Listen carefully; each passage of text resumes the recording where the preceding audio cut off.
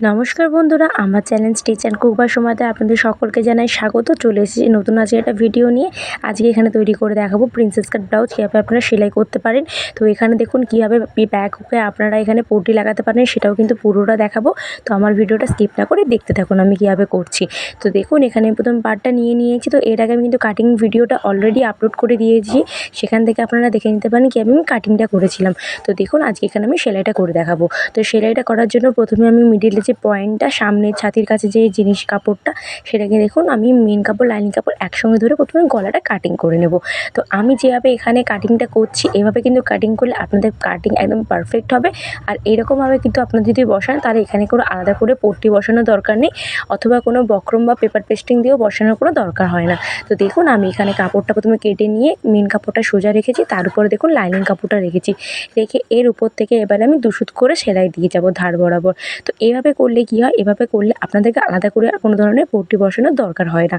তো খুব তাড়াতাড়ি কিন্তু আপনাদের এবং কম সময়ে কিন্তু আপনাদের গলার পট্টি বসানো রেডি হয়ে যাবে। তো দেখুন এখানে আমি কিন্তু কাপড়টা পুরো সেলাই করে নিয়েছি। তারপর কী করতে হবে, এখন ছোটো ছোটো আমাদের এখানে কেটে নিতে হবে। আর যেন সুতো না কেটেছে এটা কিন্তু আপনারা খুলে নেবার পর এবার কী করতে হবে, এই যে লাইনিং কাপড়টা আছে এর উপর থেকে আমাদেরকে এখানে চাপ সেলাই দিতে হবে। তো দেখুন আমি কিন্তু লাইনিং কাপড়ের উপর থেকে এখানে প্রথমে চাপ সেলাইটা দিয়ে দিচ্ছি ধার বরাবর। মেন কাপড়ের উপরে কিন্তু প্রথমে চাপ সেলাইটা দেবে না, তাহলে কী হয় আমাদের লাইনিং কাপড়টা খুব তাড়াতাড়ি ভিতরের দিকে ঢুকে যাবে। তো দেখুন এরকম সোজা করে তুললেই কাপড়টা আমাদের লাইনিং কাপড়টা ভেতর দিকে ঢুকে গেল। এবার কি করতে হবে, এখানে আরেকটা আমাদের চাপ সেলাই দিতে হবে, এটা দিতে হবে আমাদের মেন কাপড়ের উপর থেকে। তো দেখুন আমি এখানে মেন কাপড়ের উপর থেকে প্রথমে চাপ সেলাইটা দিয়ে দিচ্ছি। আর এখানে কিন্তু আপনারা পিন লাগিয়ে কাজ করতে পারেন, তাহলে কি হয় আপনাদের কাপড় কিন্তু সরে যাবে না। তো দেখুন এখানে আমি পুরোটা সেলাই করে নিয়েছি। এবার কী করতে হবে, আমাদের সাইডের যে পার্ট এটা কিন্তু সেলাই করতে হবে। তার জন্য দেখুন মেন কাপড় লাইনিং কাপড় রেখে নিয়েছি, এবং কোন পার্টটার সঙ্গে কোন পার্টটা সেটা কিন্তু এখানে দেখে নেবেন। ডান দিকের সঙ্গে বাঁ দিক কোনটা সেটা কিন্তু মিলিয়ে নিতে হবে। তো তারপর দেখুন সোজার সঙ্গে সোজা রেখেছি, রেখে এখানে আমি সেলাই করে নিচ্ছি। আর কোনো কাপড় কিন্তু টানা হিচড়া করে কাজ করবেন না, ধার বরাবর আমি এখানে 1/2 ইঞ্চি বরাবর দিয়ে এখানে পুরোটা আমি দেখুন সেলাই করে নিলাম। তো দেখুন আমি এখানে খাপটা আপনাদেরকে দেখাচ্ছি কত সুন্দর এবং কত পারফেক্ট হয়েছে। আপনারা অবশ্যই একবার কাটিং ভিডিওটা গিয়ে দেখে আসবেন। তো কাটিং ভিডিওটা কিন্তু আমি খুব তাড়াতাড়ি এবং খুব সহজেই বুঝিয়েছি কীভাবে করতে হয়, আর একদম পারফেক্ট হবে। আপনারা অবশ্যই একবার গিয়ে দেখবেন, আর একবার বাড়িতে অবশ্যই বানিয়ে দেখবেন। তো দেখুন আমি এক পাশটা করে নিয়েছি, তারপর আরেকটা দিয়ে আমি এটাও করে নেব। এটাও সেই একইভাবে সোজার সঙ্গে সোজা রাখবো, নিচ থেকে উপরের দিকে আমি সেলাই করে যাব। তো দেখুন সামনের পার্ট এবং পিছনের পার্টটা একসঙ্গে ধরে নিয়েছি, ধরে নিয়ে সোজার সঙ্গে সোজা রেখে এখানে পুরোটা সেলাই করে দিচ্ছি। আর আমার ভিডিও যদি ভালো লেগে থাকে অবশ্যই কিন্তু লাইক করে দেবেন, চ্যানেলটিকে সাবস্ক্রাইব করে রাখবেন যদি চ্যানেলে নতুন হয়ে থাকেন। আর অবশ্যই কিন্তু কমেন্ট করে জানাবেন আমার ভিডিও আপনাদের কেমন লাগছে, বা আপনারা কোন টপিকের উপর ভিডিও দেখতে চান।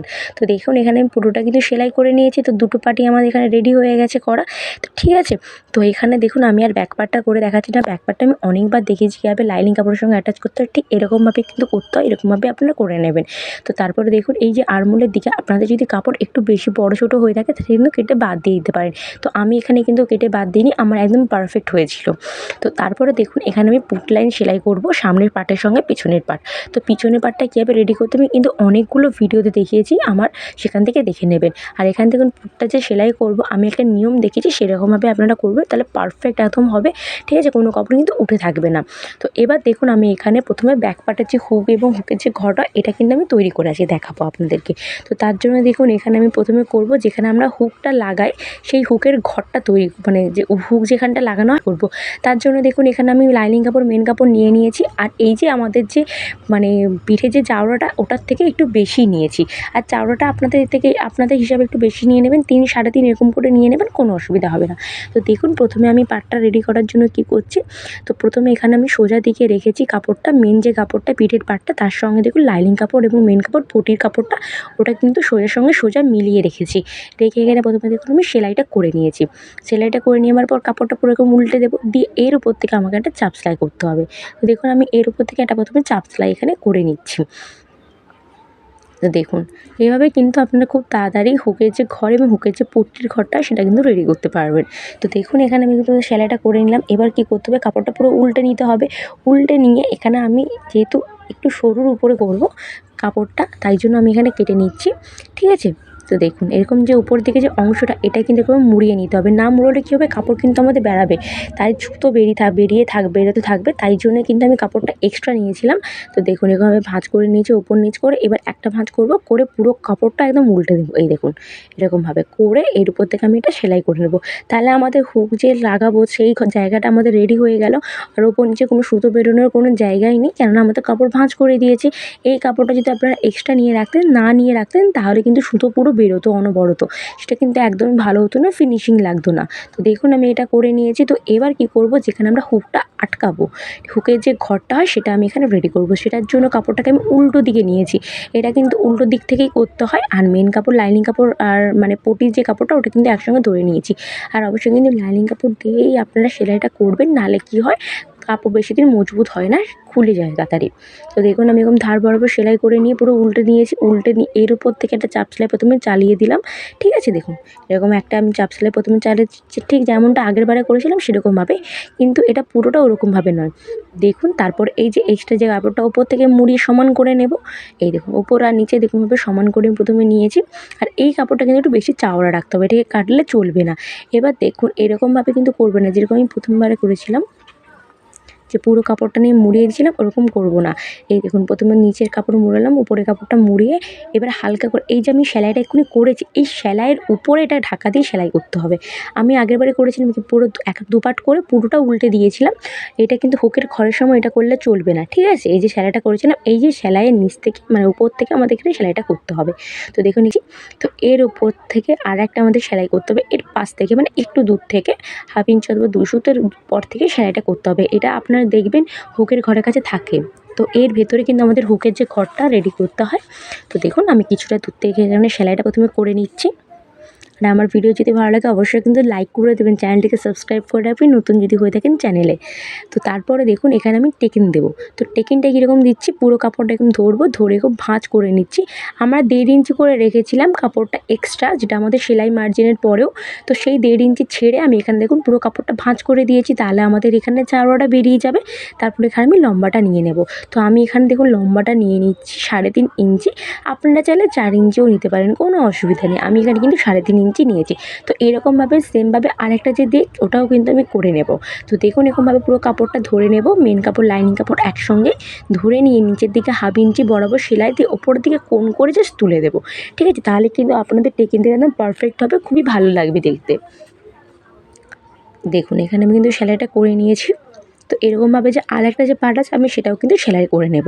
আর এখানে দেখো পুল লাইনটাও জয়েন করে নিয়েছি। আপনাদেরকে আমি একটা কিন্তু ভিডিও দিয়ে রেখেছি কীভাবে পেপার পেস্টিং দেওয়ার সময় যে আমাদের কাপড় দেখবেন উঠে থাকে, খারাপ লাগে দেখতে। ঠিক আছে, তো সেটা কীভাবে এখানে বন্ধ করা যায় সেটা কিন্তু ভিডিও আমি একটা দিয়ে রেখেছি, সেখান থেকে দেখে নেবেন। এখানে আমি হাতাটাও বসিয়ে নিয়েছি। হাতার ভিডিও আমি অনেকগুলো চ্যানেলে দিয়ে মানে ভিডিওতে দিয়ে রেখেছি কীভাবে হাতা বসাতে হয়, এবং একটা সেপারেটভাবে আমার একটা ভিডিও দেওয়া আছে কীভাবে হাতা বসানো, সেখান থেকে আপনারা দেখে নিতে পারেন। তো দেখুন তারপরে কী করতে হবে, এখানে ফিটিংসের জন্য করতে হবে। তার জন্য ব্যাক পার্টের যে আমাদের হুক এবং হুকের যে ঘরটা আছে ওটাকে প্রথমে একটার উপর একটা রাখবো, রেখে এখানে প্রথমে পিন করে নিতে হবে। তো দেখুন আমি উপরে এবং নিচের দিকে প্রথমে পিন করে নিচ্ছি। ঠিক আছে, একটার উপর একটা রেখেছি, রেখে এখানে প্রথমে পিন করে নিলাম। এবার কি করতে হবে, এটাকে ভাঁজ করতে হবে, এর মিডিল বের করতে হবে। তার জন্য দেখুন দুটো কাপড়কে একদম ধরবো, ধরে এখানে ভাঁজ করে নেব। ভাঁজ করলে এর মিডিলটা আমার এখানে বেরিয়ে যাবে, যেটা হচ্ছে মিডিল সেখানে আমি এখানে প্রথমে দাগ দিয়ে দেবো। তো এইভাবে করলে কী হয়, আপনাদের ফিটিংস কিন্তু একদম পারফেক্ট হবে। আপনারা অবশ্যই একবার ট্রাই করে দেখবেন, 100% গ্যারান্টি দিচ্ছি পারফেক্ট আপনাদের ফিটিংসটা একদম পারফেক্ট হবে যদি আপনারা মেজারমেন্ট ঠিকঠাক নেন তাহলে। তো তারপরে দেখুন সামনেও আমি সেম একই রকমভাবে করে নেব, এবং এরও যে মিডিলটা এটারও কিন্তু মিডিল আমি এখানে বের করে নেব।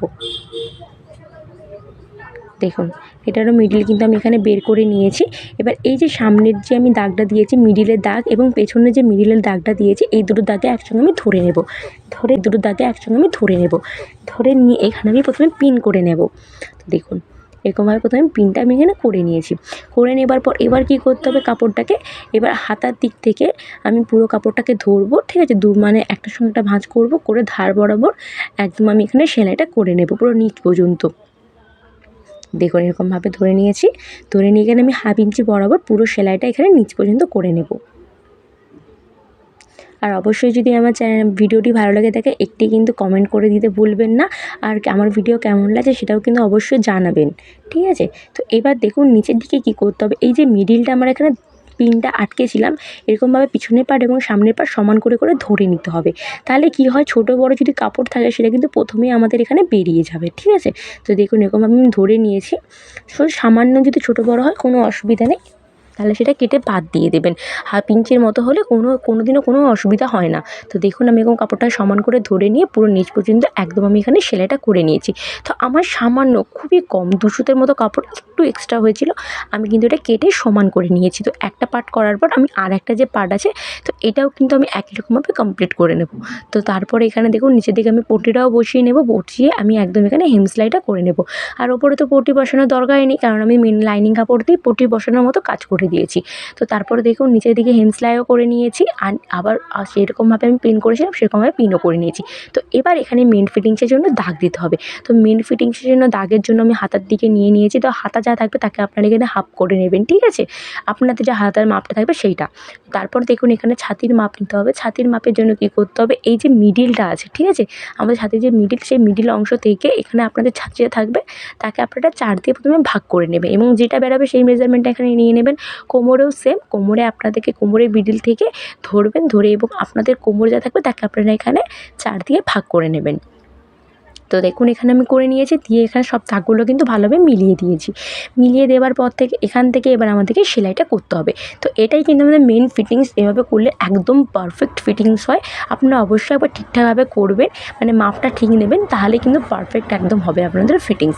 তো দেখুন এখানে পুরো সেলাইটা করে নিচ্ছি। সেলাইটা করে নেওয়ার পর আপনাদেরকে আমি খুলে দেখাবো ঠিক কেমনটা দেখাচ্ছে। আর আমার ভিডিও যদি ভালো লাগে অবশ্যই কিন্তু লাইক করে দেবেন, চ্যানেলটিকে সাবস্ক্রাইব করে দেবেন নতুন নতুন ভিডিও দেখার জন্য।